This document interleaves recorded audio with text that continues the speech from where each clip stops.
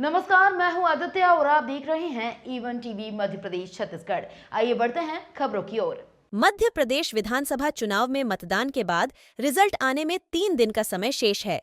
वहीं शिवपुरी जिले में मतदान की बात करें, पिछले विधानसभा चुनाव एवं उपचुनाव की अपेक्षा इस बार ज्यादा मतदान हुआ है। जिले के कई पोलिंग बूथ पर मतदान के दिन महिलाओं की लंबी लंबी कतारें देखने को मिली। चुनावी समीक्षा में A1 टीवी के मध्य प्रदेश कोऑर्डिनेटर विनोद विकट ने शिवपुरी जिले के सीनियर पत्रकार अशोक कोचेटा, सैमुअल दास, संजीव बांझल, अभिषेक शर्मा से बातचीत की है। राजनीति के जानकार पत्रकारों ने बताया है कि कांग्रेस, भाजपा, बसपा सहित अन्य दल के प्रत्याशियों ने जिस तरह से चुनाव लड़ा और मतदान हुआ, उसको देखते हुए लग रहा है जिले की 5 विधानसभा सीटों में से 2 पर कांग्रेस और 2 पर भाजपा अपनी जीत दर्ज करा सकती है, जबकि एक विधानसभा सीट पर अन्य दल के प्रत्याशी के आने की संभावना है। शिवपुरी से विनोद विकट की रिपोर्ट। चुनावी विश्लेषण में मेरे साथ उपस्थित हैं शिवपुरी शहर के वरिष्ठ पत्रकार अशोक कोचेटा जी। आइए उनसे जानते हैं। शिवपुरी में 5 विधानसभा सीट हैं जिन पर मतदान हो चुका है और रिजल्ट आने में अभी 4 दिन शेष हैं। 3 दिसंबर को रिजल्ट आने वाला है, तो आइए उनसे जानते हैं। भाई साहब, क्या रहने वाला है इस बार का विधानसभा चुनाव? 5 विधानसभा सीट हैं। 2018 में भारतीय जनता पार्टी ने जिले की 5 सीटों में से 2 सीटों पर विजय प्राप्त की थी और कांग्रेस को 3 सीट मिली थी।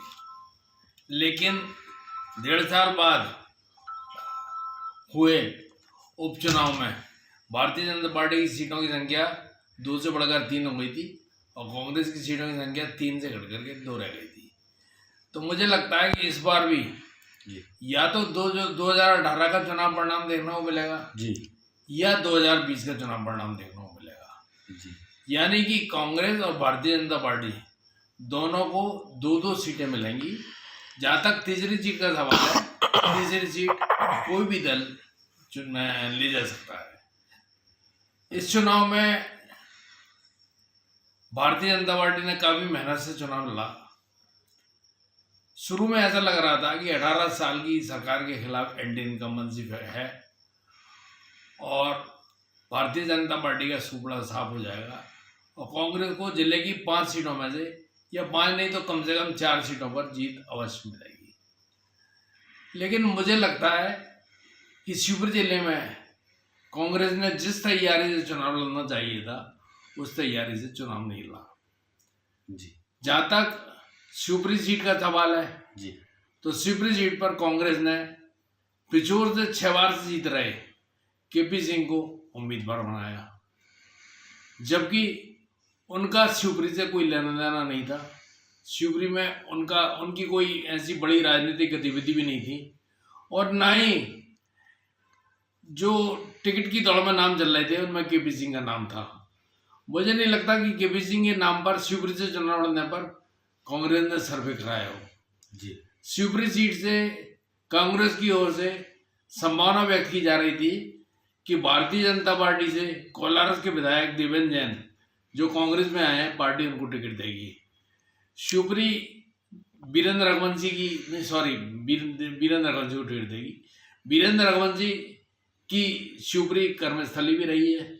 2008 के विधानसभा उपचुनाव में कांग्रेस प्रत्याशी के रूप में वे विजयी हुए थे।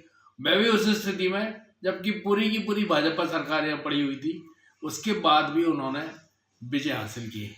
शिवपुरी में उनका एक मजबूत आधार है और लोगों को आशा थी कि कांग्रेस उनको उम्मीदवार बनाएगी, लेकिन उनके स्थान पर केपी सिंह को उम्मीदवार बना दिया। जहाँ तक पिछोर विधानसभा क्षेत्र का सवाल है, पिछोर विधानसभा क्षेत्र में केपी सिंह 6 बार से चुनाव जीत रहे हैं। इस बार भी कांग्रेस ने उनके नाम पर सर्वे कराया था, लेकिन कांग्रेस ने पहले शैलेंद्र सिंह को टिकट दिया, लेकिन जब उनको लगा कि जातिगत गणित में शैलेंद्र सिंह फिट नहीं है, तो शैलेंद्र सिंह के स्थान पर अरविंद लोधी को उम्मीदवार बनाया, ताकि पिछोर में जो लोधी मतदाताओं का बाहुल्य है उस पर कांग्रेस कब्जा कर सके और शिवपुरी में जो लोधी मतदाता है उनका एक बड़ा प्रतिशत हासिल किया जा सके। तो लेकिन मुझे लगता है कि पिछोर में भी कांग्रेस की उम्मीदवारी कमजोर रही, क्योंकि पिछोर से भारतीय जनता पार्टी के प्रत्याशी प्रीतम लोधी 3 बार से चुनाव जीत रहे हैं और पिछले 2 चुनाव में उनकी हार का अंतर महज 2500 वोटों पर सिमट गया था। 2013 के चुनाव में भी उन्होंने अच्छे वोट हासिल किए थे, तो उनके प्रति एक सहानुभूति का वातावरण भी है। इसलिए मुझे लगता है कि कम से कम मेरे अनुमान से, पता नहीं सही है या गलत है, मेरे अनुमान से शिवपुरी और पिछोर में कांग्रेस को जीत हासिल नहीं होगी। जी। कांग्रेस ने एक और भारतीय जनता पार्टी ने चुनाव में अपने बड़े बड़े राष्ट्रीय स्तर के और प्रदेश स्तर के नेता उतारे। मुख्यमंत्री शिवराज सिंह चौहान की कई सभाएं हुई, ज्योतिरादित्य सिंधिया की कई सभाएं हुई, प्रहलाद पटेल की सभाएं हुई, नरेंद्र सिंह तोमर की सभाएं हुई। वहीं दूसरी ओर कांग्रेस की ओर से सिर्फ अंतिम दिन सचिन पायलट और दिग्विजय सिंह की कोलारस में सभा हुई। शिवपुरी में और पिछोर में कांग्रेस के किसी भी नेता की कोई भी बड़ी सभा नहीं हुई। इसलिए मैं शिवपुरी और पिछोर में कांग्रेस की संभावनाओं को कमतर मान रहा हूँ। जी। भारतीय जनता पार्टी के खिलाफ चुनाव में एंटी इनकम्बेंसी फैक्टर था जी। और भारतीय जनता पार्टी ने जिन क्षेत्रों में अपने विधायकों को रिपीट किया है जी, वहाँ उन्हें परेशानी का सामना करना पड़ा। जी। जैसे जिले की 4 सीट हैं, जी। उन 4 सीटों में भारतीय जनता पार्टी ने 2018 में जीते 2018 जीते और चुनाव लड़े 4 उम्मीदवारों को टिकट नहीं दिए। जी। सिर्फ पौरी से जी। सुरेश राठौड़ को टिकट दिया, जी। जो कि 2018 के चुनाव में भी जीते जी। और उपचुनाव में भी भारतीय जनता पार्टी के उम्मीदवार के रूप में जीते।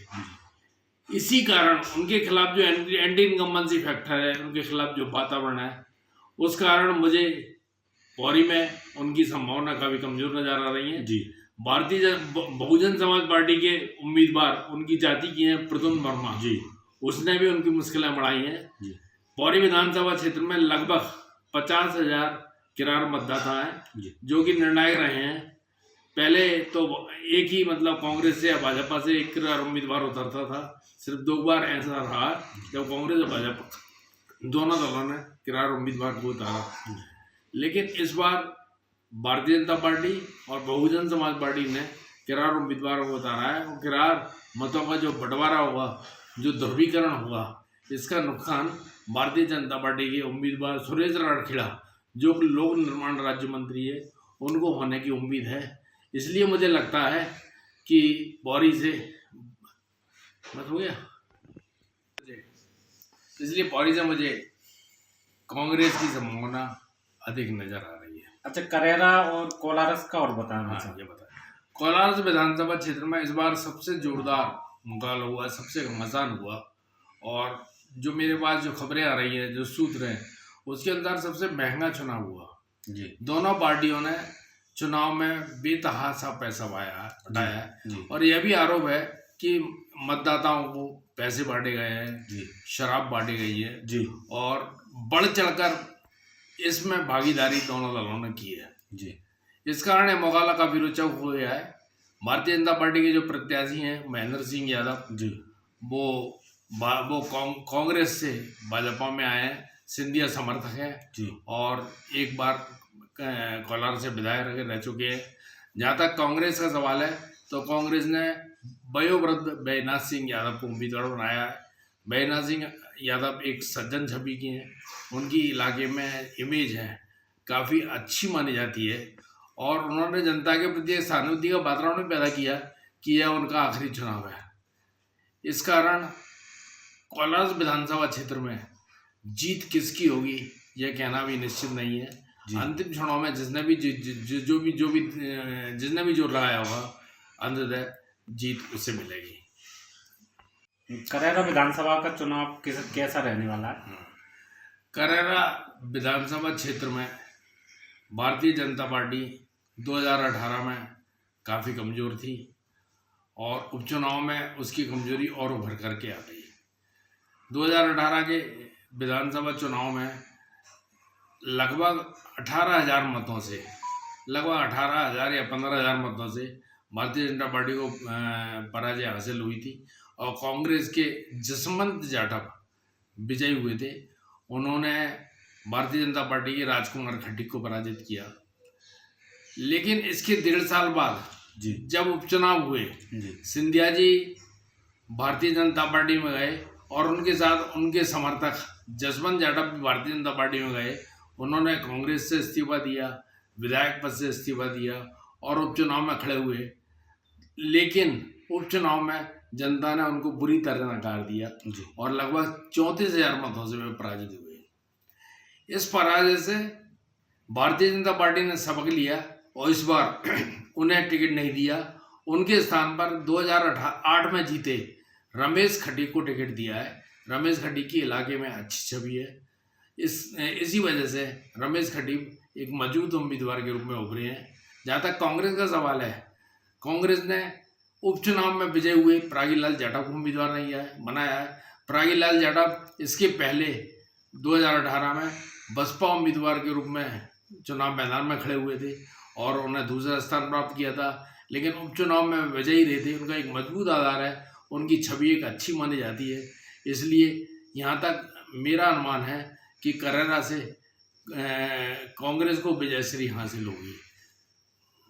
मेरे साथ में शिवपुरी शहर के वरिष्ठ पत्रकार अशोक कोचेटा जी थे। चुनावी विश्लेषण में 3 तारीख को मतदान का रिजल्ट आने वाला है। उन्होंने साफ तौर पर कहा है कि इस चुनाव में शिवपुरी जिले की जो 5 विधानसभा सीटें हैं उनमें से 2 पर कांग्रेस आ सकती है और 2 पर बीजेपी आ सकती है।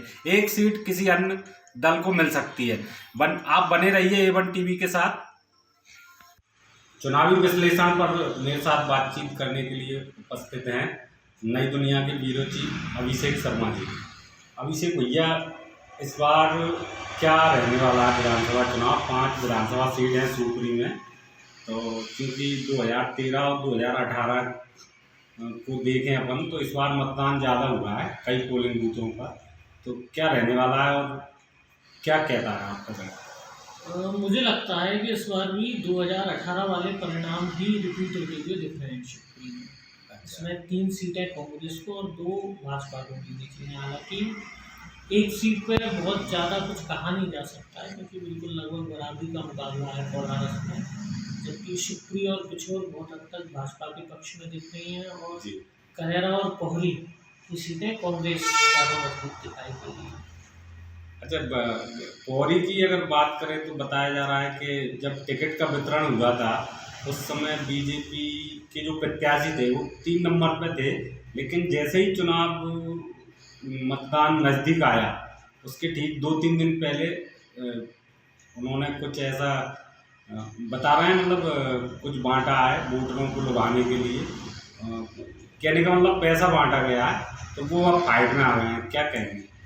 पैसे बांटने और इन चीज़ों पर तो चुनाव आयोग भी कुछ कह सकता है, प्रशासन कुछ कह सकता है, लेकिन आज बात सुनने के लास्ट के 2 से 3 दिन में भाजपा प्रत्याशी ने काफ़ी कवर किया है। दरअसल वहाँ पे ज़्यादा उन्हें जो परेशानी थी वो बसपा प्रत्याशी की थी, जो उनके सजातीय वोट काट रहे थे।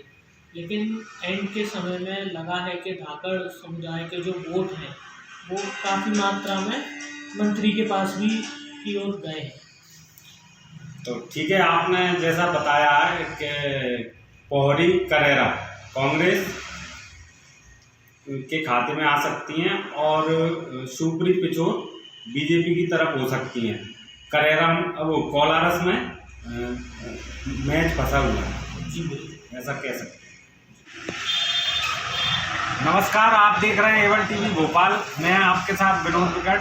शिवपुरी जिले में 5 विधानसभा सीट है, उन पर मतदान हो चुका है और 3 दिसंबर को रिजल्ट आने वाला है। इसी पर बातचीत करने के लिए मेरे साथ में उपस्थित हैं शिवपुरी शहर के वरिष्ठ पत्रकार संजीव बांजल जी। चुनावी चर्चा में उनसे जानते हैं। भाई साहब, इस बार बीजेपी सरकार की जो योजना है लाडली बहना योजना, कितना असर करेगा? देखो, सरकार अपने तरह से योजनाएं बनाती है और मतदाता उस पर कितना इफेक्ट करता है या प्रभावित करती है वो योजनाएं, वो मतदान के बाद मालूम पड़ता है।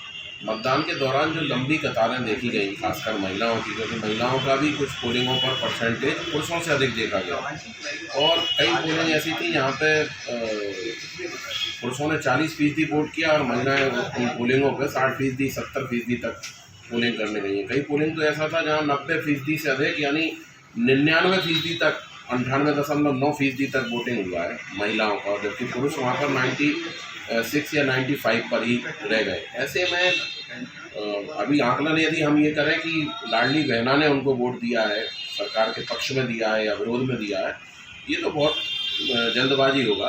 बाकी इतना अवश्य कह सकते हैं कि इस चुनाव में महिलाओं ने, चाहे वो ग्रामीण क्षेत्र हो चाहे वो शहरी क्षेत्र हो, बहुत अच्छा रुझान वोटिंग के लिए दिखाया और यही कारण है कि वोट परसेंटेज 2013 की तुलना में 2018 की तुलना में बहुत ज़्यादा बढ़ा।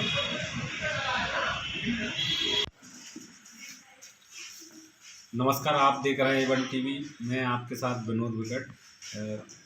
चूँकि विधानसभा का मतदान हो चुका है और 3 दिसंबर को रिजल्ट आने वाला है। शिवपुरी जिले की 5 विधानसभा सीटों पर किस तरह से चुनाव रहने वाला है, तो मेरे साथ में बातचीत करने के लिए उपस्थित हैं पत्रिका न्यूज़पेपर के bureau chief Samuel Das ji. भाई साहब, क्या रहने वाला है 5 विधानसभा सीटों पर विधानसभा चुनाव? विनोद भाई, इस बार पहली बार ऐसा हुआ है कि विधानसभा चुनाव के लिए जो मतदान हुए 11 दिन हो गए और अभी तक कुछ सीटों पर रुझान आए हैं, लेकिन जो महत्वपूर्ण सीटें हैं उनके प्रति कोई भी रुझान क्लियर नहीं हो पाया है। दोनों ही प्रत्याशी अपने अपने दावे कर रहे हैं, उनके समर्थक अपने दावे कर रहे हैं और मेन बात तो यह है कि जो वोटर जो वोट डाल के आया है वो भी किसी एक के साथ खड़ा नहीं है। जैसे अगर वो बीजेपी की बात करो या वो देखता है बीजेपी का माहौल है, बीजेपी के लोग हैं, तो वो कहता है हाँ बीजेपी आगे जीतेगी। अगर वो देखता है आसपास कांग्रेस का माहौल है या कांग्रेस के लोग हैं, तो कहता है नहीं कांग्रेस की बहुत अच्छी बढ़त है। तो इस तरह की जो बातचीत चल रही है, जो वोटर एक तरह से गुमराह कर रहा है, तो उसकी वजह से प्रत्याशी भी चिंतित हैं और कोई भी ये नहीं कह सकता कि जैसे शिवपुरी विधानसभा की बात करें हम, तो शिवपुरी विधानसभा में भी एक तरफ देवेंद्र जैन है, चूँकि ये सीट जो है भाजपा का गढ़ रही है और पिछले काफ़ी समय से यहाँ से भाजपा के विधायक बनते रहे हैं। तो भाजपा के गढ़ में चेहरा कोई इतना मायने नहीं रखता, क्योंकि इस बार शिवपुरी क्या प्रदेश भर में जो विधानसभा चुनाव भाजपा लड़ी है वो नरेंद्र मोदी और उनके केंद्र सरकार के मुद्दों पर लड़ी है। उनके लोकल मुद्दे कुछ भी ऐसे खास नहीं रहे हैं। दूसरी बात यह है कि लाडली बहना ने भी काफ़ी हद तक भाजपा को सपोर्ट किया है। अगर कांग्रेस की बात करें तो कांग्रेस प्रत्याशी भी लगातार 6 बार के विधायक हैं। तो हर आदमी यही सोच रहा है, जो वोटर्स में चर्चा है कि भई अगर 6 बार के विधायक हैं तो कुछ तो उनको अनुभव है और उन्हें कुछ ना कुछ कड़ी कुंदे यहाँ पे फंसाए होंगे, जिस वजह से उनकी जीत का वो उनके समर्थक जो दावा कर रहे हैं। तो अब देखना यह है कि चूँकि मुकाबला रोचक है और एक तरफा जिसको कहते थे पहले कि वॉकओवर दे दिया गया है या वो सीट आसानी से कोई जीत जाएगा, ऐसा नहीं है। यही स्थिति पिछोर विधानसभा की भी है।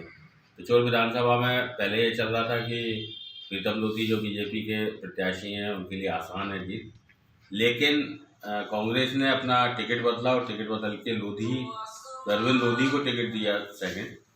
तो उसके बाद पहली बार ऐसा हुआ है कि कांग्रेस को लोधियों के वोट मिले हैं। तो यदि अगर सब कुछ ठीक रहा तो उधर भी उलटफेर होने के चांसेस हैं, जैसे कयास लगाए जा रहे हैं, हो सकता है उसके विपरीत भी कुछ परिणाम आए। रुझान में आपने कहा कुछ सीटों पर आ गया है, कुछ रह गई, तो 5 सीटें हैं, तो रुझान किन पर आ गया है, कौन? इसमें जैसे करेरा का बताया जा रहा है कि करेरा में कांग्रेस को बढ़त है और रागीलाल जो है कांग्रेस प्रत्याशी वो काफ़ी सशक्त हैं वहाँ पर। ठीक है। और ये स्थिति पौरी में भी चल रही है। पौरी में ट्रेंगुलर हो गया था, चूँकि त्रिकोणीय मुकाबला हो गया था और जब टिकट वितरण हुआ उस समय भाजपा तीसरे नंबर पे थी, लेकिन मतदान से 1-2 दिन पहले ही जो कुछ भी बंटवारा बांटा गया है और बताया जाता है काफ़ी बांटा और वोटर्स को मिला है पैसा, तो उस वजह से वो सेकंड नंबर पे आ गए हैं, मतलब फाइट में आ गए हैं वो। तो इसलिए अब वहाँ पे भी कांग्रेस का पलड़ा भारी है। मैच फंसा हुआ है शिवपुरी, पिछोर और पलार में।